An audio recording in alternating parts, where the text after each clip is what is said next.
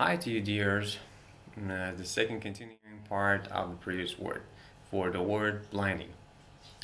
The blinding, as it is defined, is it is pointing out to something that is so bright and strong, so that you cannot see exactly what is happening in your surrounding or right in front of yourself, ahead of yourself.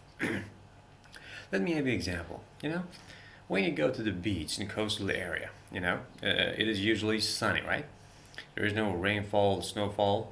So after you take off your just clothes and shirt, and you take on your own bathing suit, walking all across that's just in a coastal area on just over white sands, and the sun is shining very heavily in a way that it doesn't allow you just to see around all yourself, or just you're unable to see or to observe something, that all those granular particles of the sands, which are just moving by the waves of the sea in the coastal area, because of the heavy sunlight, which is right not only just over the sands, but also all upon your head. But amongst these, you're thinking that you're feeling headache. You're feeling somehow pain and headache all inside your head, because after you encounter that just sunlight, that it just in a way that it doesn't allow you to observe the sands of the coastal area, it makes you feel that you cannot just think wisely, you cannot think normally, you cannot just walk just as normal as you were walking before, because of the very heavy reflection of the sun's light, which is coming from the sands of the coastal area, and it reflects and it gets and hits towards your eyes, and it gets you heavy, blinding headache and pain, and it doesn't allow you to think normally. So this is one of the example of the usage of the word as adjective blinding, because you could not see something that was happening. As another example, it refers to the time when, for example, you're returning home as a commuter after you leave up your workplace. Now I say goodbye, all of you, and you are on the way to come back home. You're standing up by the taxi station sign, or for example, or just you are coming back, returning home on the pavement as many other pedestrians. You suddenly encounter the very heavy sounds of the thunder and lightning. Yeah, again, all those hurricanes, very thick packed, dark, dismal, depressing clouds are just covering right above your head in the sky, and you turn up your head, you see that, oh my god, there's supposed to be another rainfall. You're just prognosticating the futures, just an expectation. As you're walking home, there must be, or there is going to be rainfall tonight, or there's going to be, it is going to be, or it is highly probable going to be rain about within just, maybe within moments, within minutes. And in this situation, when you turn up your head, after you hear the sounds of the thunder and lightnings, you'll suddenly, you encounter the flickers of lights and thunders, and it is absolutely very strong and bright, and it's shining. It is an absolutely paragon of this adjective, blinding lightning and thunders.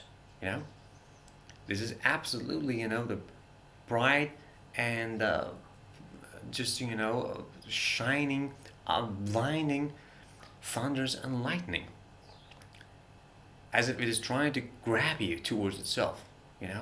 So there is no any other way for you to salvage from that situation, that predicament, that menace, the threat. If you were in a high mountains, you might have experienced that. That some people died, due to this very wretched, unsatisfactory condition that could be very dangerous and could cause many people to die. But otherwise, I just don't want to stray into these subjects and these stories. But you should be very careful for that, because it is a blinding thunders and lightnings, so that you cannot sometimes see it, but you see it sometimes at night, But it's very dangerous and very scary and horrifying. You see, just so you know, we can remember some of those hard images of people who had gotten, flickers of lightning, lights and thunders when they were residing, or they have still been residing in some of those mountains area in middle of nowhere anyway. I just don't want to go into them. And they've encountered so far being amongst these people that they experience. But this experience could absolutely put you through the mouth of death. Anyways, let's go to another example, which I've taken notes for that. For blinding snow and rain. Yeah, that was an example. Just when you experience, and I was telling you about that. When you are walking, in a park, when you are walking, maybe when you are turning home all by yourself, on your own car, in your personal car, or sometimes you get encountered with very heavy snow, very in the cold seasons, usually in the late season of fall or on the early days of the winter. It is very obvious and clear. It is very normally something that is happening to all of us. That we are under heavy rain. We are under very bright and strong rain, and this rainfall would put us into the condition that there is no way for you to see all around yourself, because all those droplets of the rainfall, they are just like a tears of someone who's tearing. All those droplets are just falling down all across his cheeks or her cheeks. So you cannot see exactly what is happening in your surrounding precisely, to see brightly, to see what is happening in front of yourself, ahead of yourself. That is the time that you should call this blinding rainfall. It's a blinding rain, blinding snow. It doesn't allow you just to observe or spectate, like spectators of many people in the stadiums, where you watch some of those, soccer matches on TVs. Amongst those spectators, as they're sitting in their own row of seats, oh my God, they're covering themselves all by themselves in the cold season, it's winter. We're now in the summer season, in the midsummer season. You can see, the ceiling fan is turning around, just to cool this area, to ventilate this area in and out. My windows is open, but you cannot see on my left side.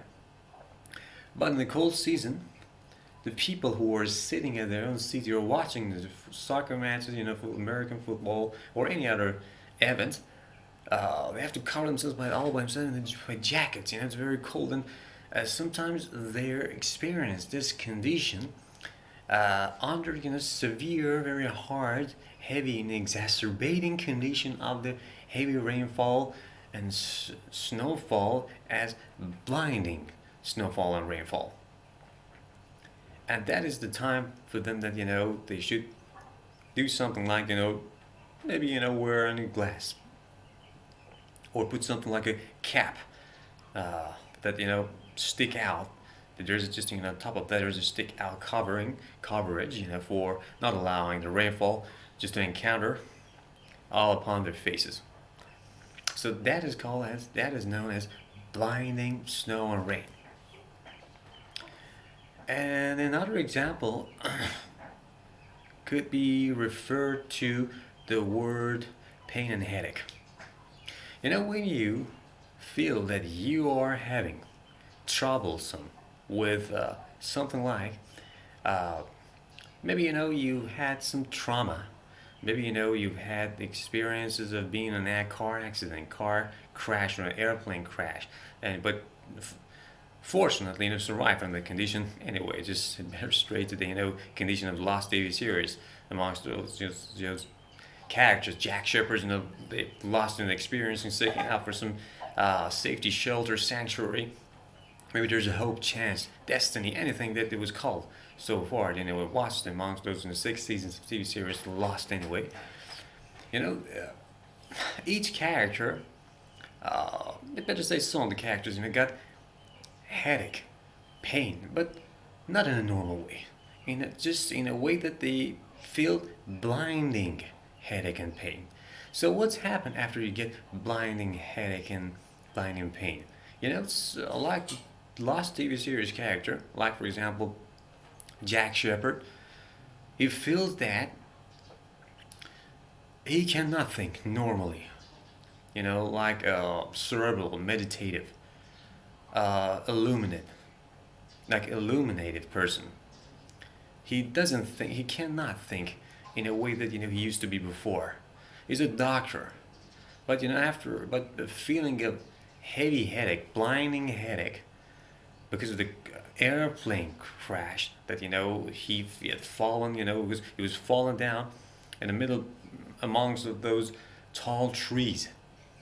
That there was just a barking sound of a dog right beside him, as far as about maybe just 5 meters away, and it was trying I don't know what it was doing there exactly, but gradually you would have wanted to understand it better. And he gets a very blinding headache, so that he could not think wisely, think better, think like a person who has been graduated from an academic level.